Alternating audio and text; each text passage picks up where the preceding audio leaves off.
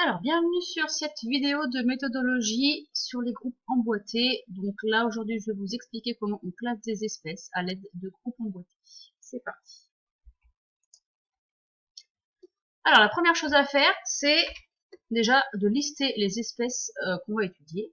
Donc là, j'ai pris un groupe que vous connaissez tous, les Pokémon.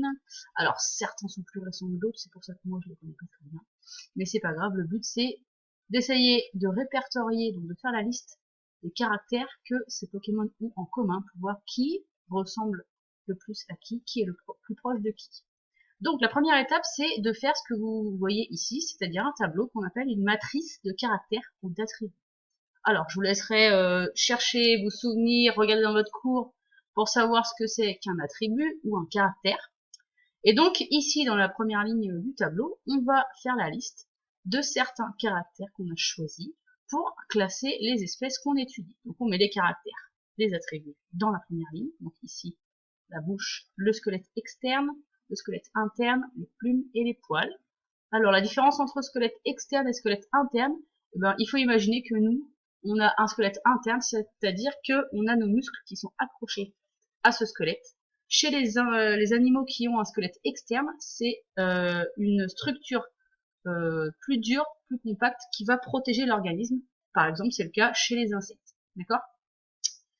Dans la première colonne, là, on fait la liste des espèces qu'on étudie. Alors là, je vous en ai mis 6. Donc on a Roucoups, qui est un oiseau, Dardagnan, une guêpe, Canartichaud, même si là, en l'occurrence, on dirait plutôt un poireau, c'est un oiseau, Papillusion, un papillon, Caninos, un chien, et Aéromite, une mouche. Première étape, déjà, on va mettre des croix dans le tableau pour dire si telle ou telle espèce possède tel ou tel attribut. On y va. Roucoups possède une bouche, donc le bec, ça marche aussi. Hein. La guêpe, elle a bien sûr une bouche. Le canard, il a une bouche, donc c'est un bec chez les oiseaux aussi. Oui pour le papillon, oui pour le chien, et oui pour la mouche. En l'occurrence, une bouche, ça va plutôt être l'organe qui permet à l'animal de se nourrir, d'accord ? Alors, qui possède un squelette externe ? À votre avis, on va avoir la guêpe, le papillon et la mouche. Ensuite, on s'intéresse au squelette interne. Donc, l'oiseau possède un squelette interne, le canard qui est aussi un oiseau, le chien qui est un mammifère. Alors, qui possède des plumes ? Attention à celui qui me dit qu'une guêpe possède des plumes. L'oiseau, bien sûr, l'oiseau, le canard, et les poils chez le chien. Donc ça, c'est la première étape. Ensuite, on va commencer à construire nos groupes emboîtés. Alors, comment ça marche les groupes emboîtés ? Ça va être un peu le système de poupées russes. Vous avez des grandes boîtes qui vont contenir des plus petites boîtes, et chaque boîte va contenir les espèces et leurs attributs. D'accord ? Donc on y va. La première étape, ça va être de construire la plus grande boîte. D'accord ?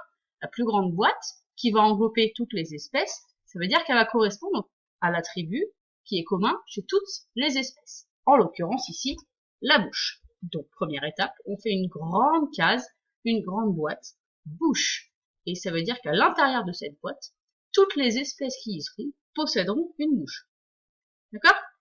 Ensuite, on va regarder un deuxième caractère qui est un petit peu moins commun chez nos espèces là.